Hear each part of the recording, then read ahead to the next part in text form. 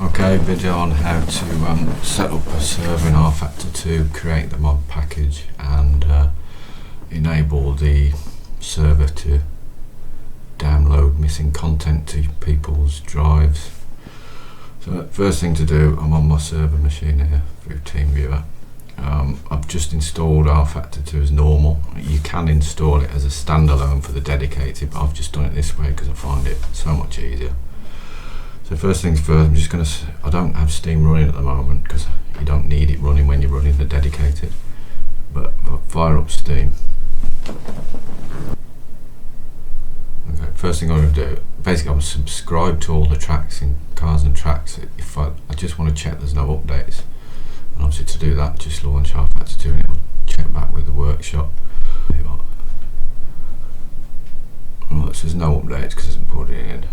So if you click on packages in here, content, you can see all the stuff you've got installed. Any that have got a star next to them are workshop ones which you subscribe to by the workshop. So unless you unsubscribe from the workshop, they'll always reappear, even if you delete them by another means, which I'll show you in a little while. That's all you need to do on there. You don't need to run anything because it won't actually run on this machine anyway, because it's got no graphics really. So that's that. I've got 3 dedicated servers running, 1, 2 and a hot lap server. What you can do is exit Steam now, you don't need that. What I've done, I've just created shortcuts. I just imagine we've got 1, forget the other 2. So I'll go into my Steam folder, which I've created a shortcut here somewhere, rFactor2, and then first thing to do, go into bin 32, this mod manager here, create a shortcut on your desktop, which I've already done, which is that one there. And so rFactor2 support tools, just get that one. And again, create a shortcut on your desktop because you'll need these two. Okay. Also, you need to create a shortcut to your dedicated server. So again, it's in rFactor2 bin 64. So all you're doing is running that. So all you're doing is you run that. That one there again is a shortcut to another file, which is in their user data player. It's multiplayer.json. This one is all your config for your server. I'm not going to go through all that, but it tells you what ports you've got to open up in your router. There's 4, I think, ports for each server that you use. These are the actual main options. So you've got all sorts down there. Some of this you can't set in the actual GUI when it starts up, so you have to set them in here, like delay after race. What else have we got? There's all sorts in here. So much I've not even touched yet. Okay, I won't go into that too much detail, but that's basically that. For every time you want to create a server, you need to tell the server what cars and tracks you want. Simple as that, and that's why it's such a ball ache basically with rFactor2. So if I just first of all go into mod manager, these are all the mods I've created, which is the cars and tracks to tell the server what to run. If you tick that button there and untick that one, these are your basic mods. These are the link packages, whatever you want to call them. So that one there is nrddlc mod 2, which is the name I gave it. And as you can see on the right down here, these are the ones, these are what's included in it. So it's got all them tracks and the cars. So that's how it links them together. You don't need to know too much, but that's what it is. Same with the hot lap, it's the BTCC, GTC and Donington. So when we do next week, I've already created it. It's going to be Bathurst with the V8s, and Tatus is just a few tracks with the Tatus. If you want to uninstall these, just click on install. I'm not going to do it because I don't want to lose them. And then after you've uninstalled it, it will show installed no. Click delete, and that takes it out totally. Sometimes, if you ever have a problem connecting to a server and it says unable to download mod or something like that, this is how you fix it. You come into this, you'd find the mod name for the one you're trying to connect to, which should be reasonably obvious. Either uninstall it if it's installed, if it's not, just delete it, and then once you've uninstalled it, delete it as well, and then just try connecting again, and chances are you'll be able to connect. So that's your mod manager. The bit that to create the actual mod or create the package to tell the server what car to run is this one, and it's really slow on this machine, so you have to bear with me. So just double click it, comes up with this window here. Click on that one there, which is create the package file. This is where it slows down. So you want to create a new mod package. Okay, so eventually this page pops up, and this is where you want to give it a name. It really needs to be a unique name, because if somebody's already got a mod with that name, you might get that problem where people can't join and they have to delete the previous one like we just showed. So I always tend to call them NRT. We'll just call it test. What I've learnt here, don't use any special characters or spaces because it seems to break. Okay, click next. Now these are all the tracks that were installed, which you can see through Mod Manager. So pick your tracks that you want in. So you've got all them. So if we go with, I don't know, let's find a good example. Because see here, you've got 2 Côte d'Azur. I'm not quite sure about whether you can take the first one out, but just always highlight the one that you want, the newest one. So if you want that one, and then say Guapore, you want 103, always go for the newest. And obviously press Control for more than one. So we've just add them in for now, and then click next. Click next, again pick the cars, and same thing again, so you want the latest version. Just go with, we'll go with M4 for now. Next, just click done on that, and then it pops up with this page. Now this is where you can actually select the layouts that are included in the track in the server. So you can see on that one there's only one layout anyway. So click on Guapore, one layout. I'll probably not pick two. Oh, we go. That's a good example. That's got 2 layouts. So if you just want to put the one layout in, just untick one. And there you go. So you got Imola 2018.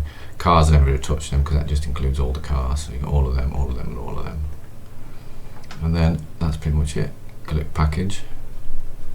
So mod packaging complete with no errors. Click install. Mod installed. Okay. Done. Close that. And if you go back to your mod management now, and you don't need to do this, but I always do. There you go. It's installed now, and that's what's included in it. And that's it, job done. So then if you fire up your Daddy, right, so you drop down there. Player is always player, because I'll show you something in a minute. But yeah, so pick the mod that you want. So it was that one. Click vehicles. And then basically it's got all the vehicles in. Then I always force cockpit view, fixed upgrades, I'll tick that. And for the hot lap server we can tick that one. Okay, so then you click config. Again, this is just setting up the tracks now. Now I've set these rates quite high because I've got a good internet connection here, so you need more download than upload. Allow custom skin transfers, set the number of players. Now this is where you can rotate the track order, so if you want that one, just put a plus, that puts that up, etc, etc. Or you could go that one, rotate to top. Then if you click on weather, this is where you set all the track settings up. So this is for practice session. It starts out green, but you can change that to one of some tracks have presets already built in, so it shows how much rubber's on the track. I tend to just put on naturally progressing, put on 5 times for the sake of it. This is where you set your weather, so you've got your options. At the moment I've just been using clear, and then you can change humidity, temperature, wind speed, where the wind's coming from, and then again through the race you've got 25%, 50% through the race, 75%, and at the end of the race you can set the weather so it changes through this box here. So if you put that on, I don't know, overcast and rain, 100% chance of rain, you can knock that down to whatever you want to vary it a little bit. We'll just put that back to what it was for now. Qualifying, it should naturally progress. So what it does, whatever rubber's on at the end of practice, it carries on through. You could set a preset on here if you wanted to, so you've always got the same rubber on the race, but if you have it naturally progressing, it's more natural, isn't it? Or you can do a random everything, and that's it. So then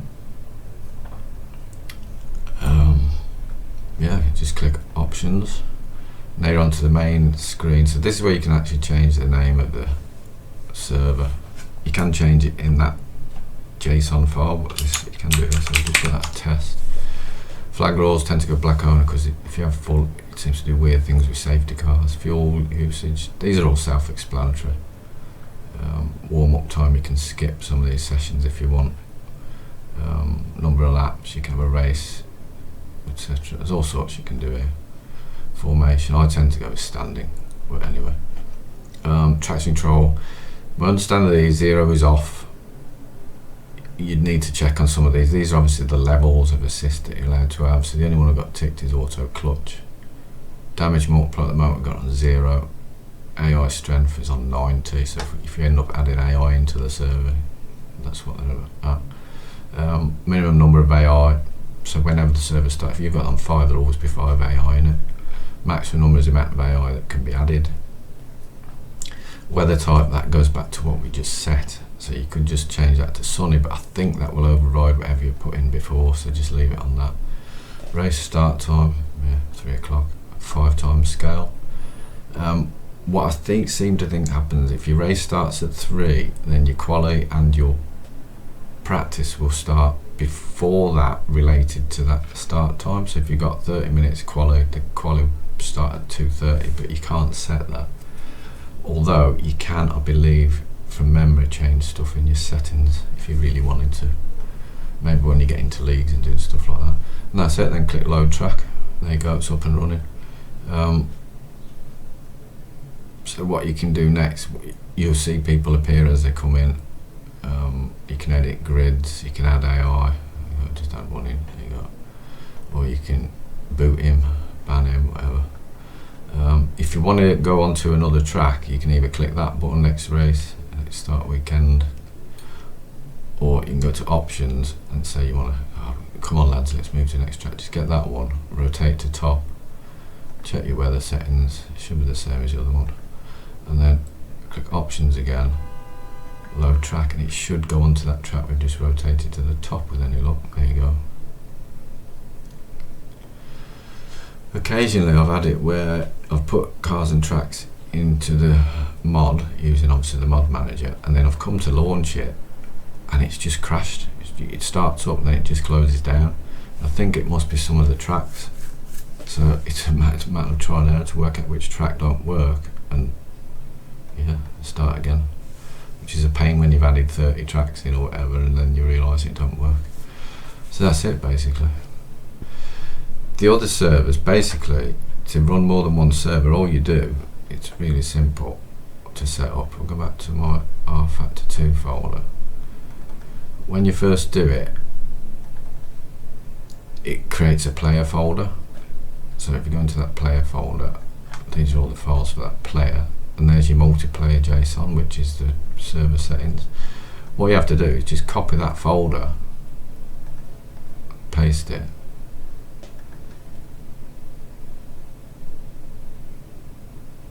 okay, and then you can see I've already done it, player 2, player 3, so I'll rename that player 4, say, rename player 4. So if you go into player 4, what you do is you go into the multiplayer.json for this, create a new shortcut over here, and a new shortcut to dedicated server, whatever it is, give it the name rF2 dedicated 4 maybe, dedi4 settings shortcut to the multiplayer JSON. Anyway, you edit this. What you'd have to do is obviously change the relevant things, so you'd have to set up different ports for everywhere there's a port and set them up in your router to open up and forward them to this machine. Yeah, so that's why there's a load of JSON there. It's not too difficult when you get going, but I think that's probably enough really. Two main deadies and then the hot lap server.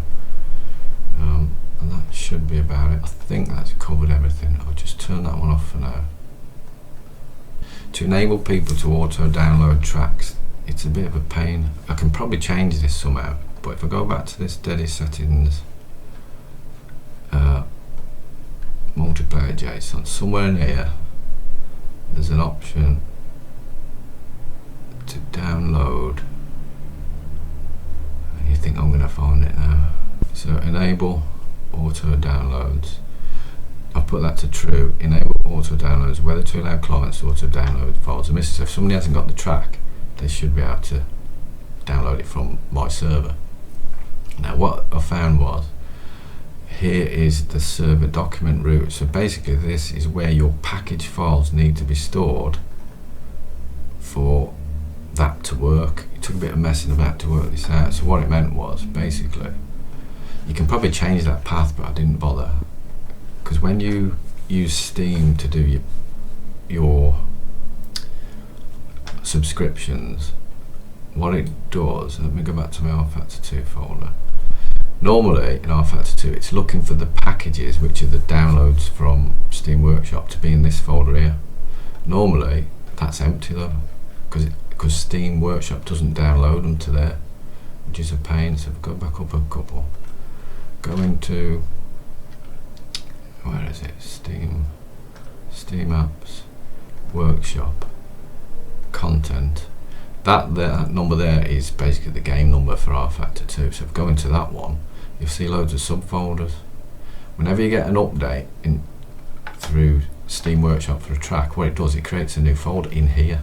So I've actually got a shortcut there, and I've ordered them by date modified. So if anything's updated, so yesterday something was updated, which would be that one, which is mid-Ohio, I'll then copy that into my packages folder, which again I'll put a shortcut here, paste it into there. So basically what that means is when somebody joins this server and they haven't got the content, it's in the right location, which is that packages folder, so it should auto download to the user's machine and it'll install for them.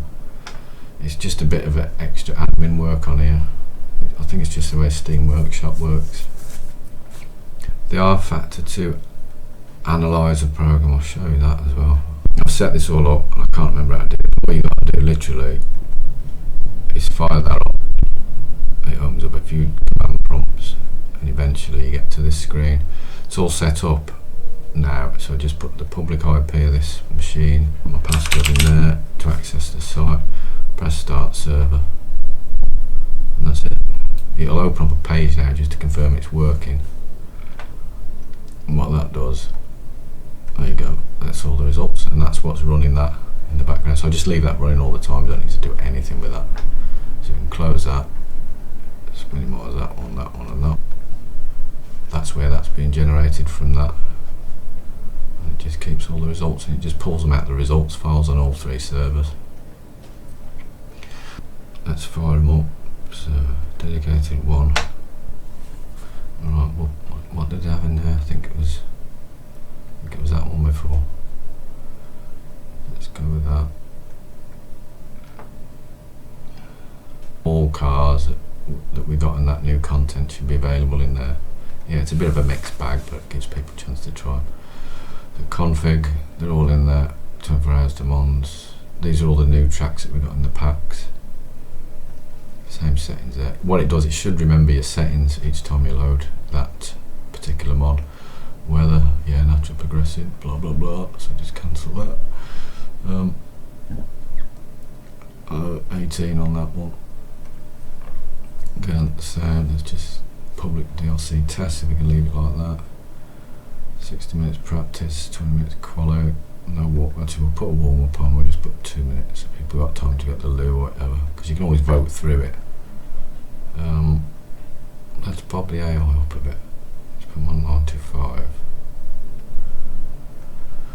And then load track.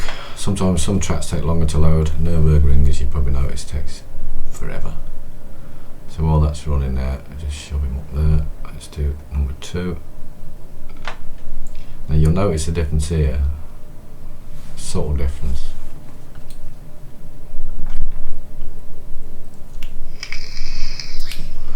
This one points at player 2 because it's using that player 2 folder in the user data.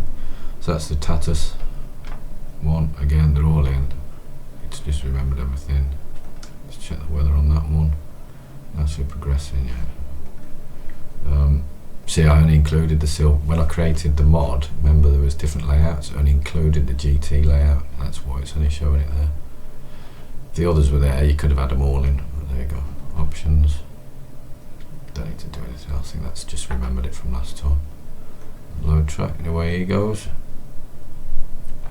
And then the hot lap server, hot lap version 1, there you go, player 3 this time, vehicles, all the BTC cars, config, any more than that, hot laps. Now this is the real road one. What I did, if you can remember, when you're in game, you can run for a while and you notice the track builds up rubber. There's a button somewhere in rFactor2 which says save real road. You can save that on your own machine at that point, and what it does, it saves the status of how much rubber's on the track. Because this track hadn't got any presets, you don't, for a hot lap server, you want it to have the same amount of rubber, don't you? So what I've done, I've saved the real road on my own gaming machine, and then you can actually, if I go back to here, I'll go back to my rFactor2 folder on my own machine. I think it's in user data, player, settings, and if I find the track, which was Donington, was it GP? There is the rubber file I saved. So when I click save real road, it asks for a file name, so I just called it RR1. And what I did then, it's obviously saved on my games machine. I've copied that, oops, onto my onto my server machine. Do it however you want. And I've saved it into the same location. So that one, use data. So it's player 3, settings. You can see why this folder's so big, because it triples everything up. So if we go to Donington, I'm hoping, there he is, RR1. So I've copied it into there, and then when you load that file, so then you can select that, so it'll always be at that level of rubber. And again, qualifying the same, race the same. But the thing is, if you remember, when I set this up, 165, so it's a maximum practice time, skip qualifying, skip warm up, race 2 laps, because we're not doing any racing, it's just for a hot lap. So you get 165 minutes of the same conditions all the way through. Damage on 100%, AI not required, maximum number of AI, really should have put that on none, because we don't want AI on it. There you go, and that's it. Start 3 o'clock, no time scale, no nothing, so it's all fixed, and away you go. So that, hopefully, I think I've covered everything, maybe a bit garbled, but hopefully that's of help. Cheers, catch you later.